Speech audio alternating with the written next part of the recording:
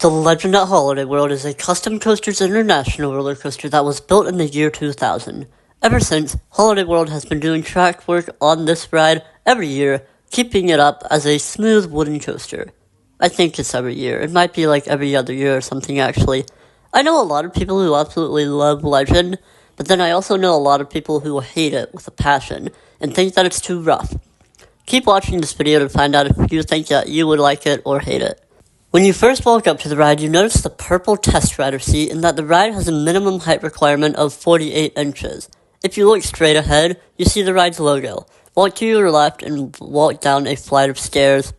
Depending on when you go, this could have an extremely long line. Down the staircase, it is filled with switchbacks. That was not the case when I went. I could just hop right on and there was almost nobody there. I'd recommend hitting this ride as your first ride of the day in the morning, as it will save you quite a bit of time as opposed to riding the Raven first thing in the morning. Anyways, walk into the station and choose out of 12 rows which one you want to sit in. All rows on this ride are going to be absolutely nuts, but I'd recommend the back row for the craziest experience possible.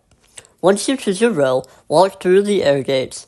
This ride does have loose article bins, so you won't need to worry about lockers. Sit down in your train, buckle your seatbelt, and pull down on your PTC lap bar, and prepare for this journey that you're about to take on the Legend. This ride has a loose theme to the tale of the Headless Horseman, a mythical figure that has appeared in tales of folklore for a while now. When the friendly ride operators come by and check your restraint, wait for the all clear. The ride operators whenever I went were extremely efficient, and they were rolling trains, meaning that we didn't have to wait on the brake run for a train in the station to dispatch. Once you're given the all clear, a ride operator is going to ring a big church bell 2 or 3 times, and you shall slowly dispatch out of the station. Go past the transfer track shed and dip down to the right, and begin ascending up the 99 feet tall lift hill. The train isn't super slow or anything, but it feels like forever before you finally reach the top of that lift hill. When you're riding up the lift hill, look around and see some of the other rides of Holiday World, such as Frightful Falls, the Lolly Room, and watch as people get drenched on that thing. Once you're at the top, you begin to hear wolves howling as you turn to the right, preparing to plummet down your first drop. This drop isn't anything crazy, but it is a nice buildup of speed before the rest of the ride. If you aren't super experienced with roller coasters, though, the drop will actually feel quite crazy. Toward the valley of the drop, it starts violently turning you to the left, throwing you to the right of the vehicle. This is one of the craziest parts of the ride. Make sure that you brace yourself for this part, as it will throw you, and you might end up kind of falling onto the person next to you. Rise up into a shallow hill, and then turn to the right, before going back to the left and rising up a large hill. Swoop down and to the right. All of the turns on this ride are pretty minimally banked, so they pin you to the side of the train, tossing you around like a rag doll. So the lateral forces on this ride are absolutely insane.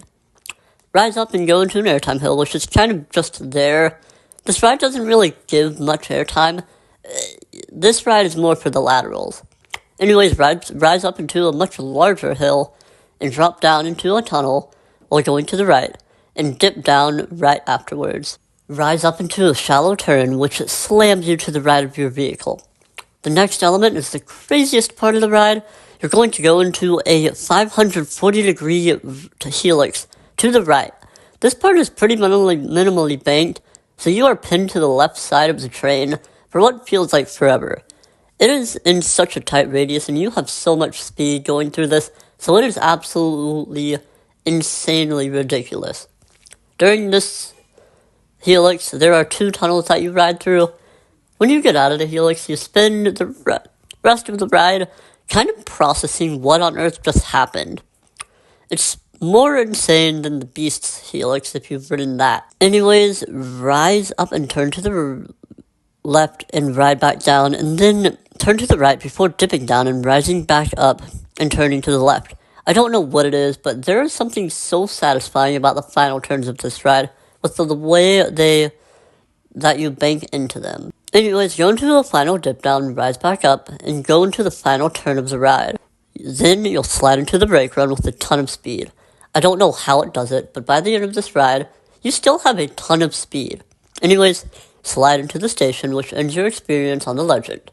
Exit the station and the ride operator tells you to have a great day, and then you walk out onto the Midway. The Legend is an incredible ride from first drop to the final brake run. The pacing of this ride is relentless as the ride keeps its speed super well. The ride isn't super rough at all, though it does have a bite to it, like all wooden coasters do. And because of that, I think a lot of people call it rough. But no, Holiday World takes great care of this ride, again retracking it frequently, so it feels incredibly smooth. This ride is mostly lateral focused and doesn't really deliver any airtime, so I can see where some people may be disappointed by this ride. I personally love laterals, so this ride is super fun for me. The staff of this ride, again, are super friendly and efficient in roll trains. I've never had to wait in a line for Legend, but I know some people who've waited for like 2 hours to ride it. So just don't go on a busy day then, I guess. Anyways, that's about all I've got to say about the Legend at Holiday World. Would I recommend checking this ride out when visiting the park? I would absolutely recommend this. This is almost on par with Voyage, and I'd even say this is better than Voyage in the morning when it's not warmed up. But at night, the Voyage is definitely way better. The Legend is my third favorite roller coaster I've ridden overall, and it is incredible. But that's going to wrap up this review. I hope you enjoyed, and I hope you have a great rest of your day.